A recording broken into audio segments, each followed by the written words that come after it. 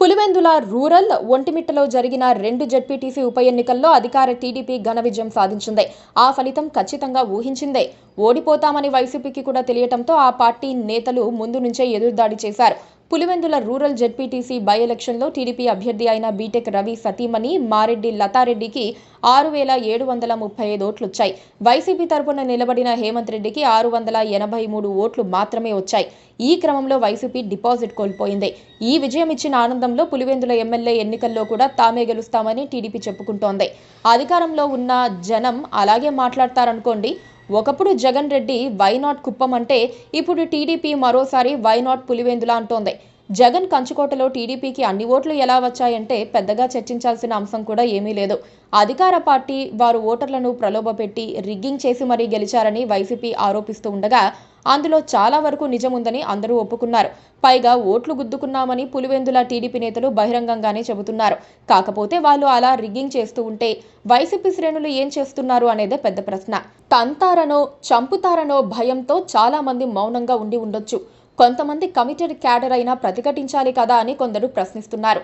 జగన్, పేర్ని నాని లాంటి వాళ్ళు ఏసీ రూముల్లో కూర్చొని స్పీచులిస్తే అవినాష్ రెడ్డి లాంటి వాళ్ళు క్షేత్రస్థాయిలో కాస్త హడావిడి చేశారు.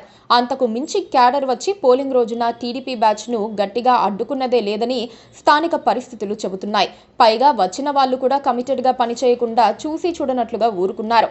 మాజీ సీఎం నియోజకవర్గంలోనే క్యాడర్కు అంకితభావం లేకపోతే మిగతా చోట్ల పరిస్థితి ఏమిటని వైసీపీ పెద్ద ఆలోచించుకోవాలి.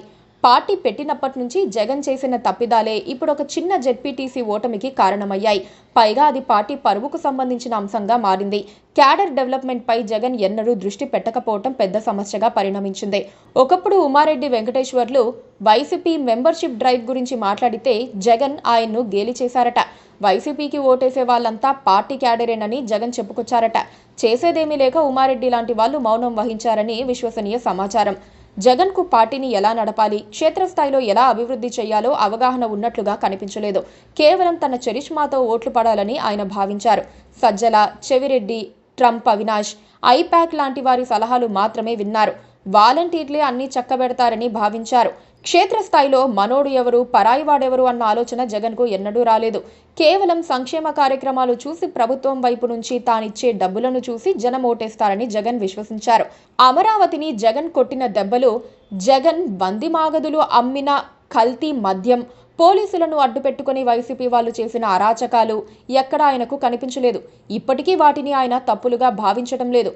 జగన్ దిగిపోయి ఏడాదిన్నర దాటుతోన్న తరుణంలో జనం ఆయన్ను మర్చిపోతారేమోనన్న భయం పులివెందుల జెడ్పీటీసీ ఎన్నిక ఆవిష్కరించింది. పార్టీకి తగిన రీతిలో కార్యకర్తలు, క్రియాశీల సభ్యులు ఉండి ఉంటే అటువంటి కింది స్థాయి ఎన్నిక తీరు వేరుగా ఉండేదని చెప్పుకుంటున్నారు. గెలవకపోయినా గట్టి పోటీనిచ్చి అధికార కూటమికి ముచ్చమటలు పట్టించి ఉండేవారని ఒక విశ్లేషణ ప్రచారానికి వచ్చింది.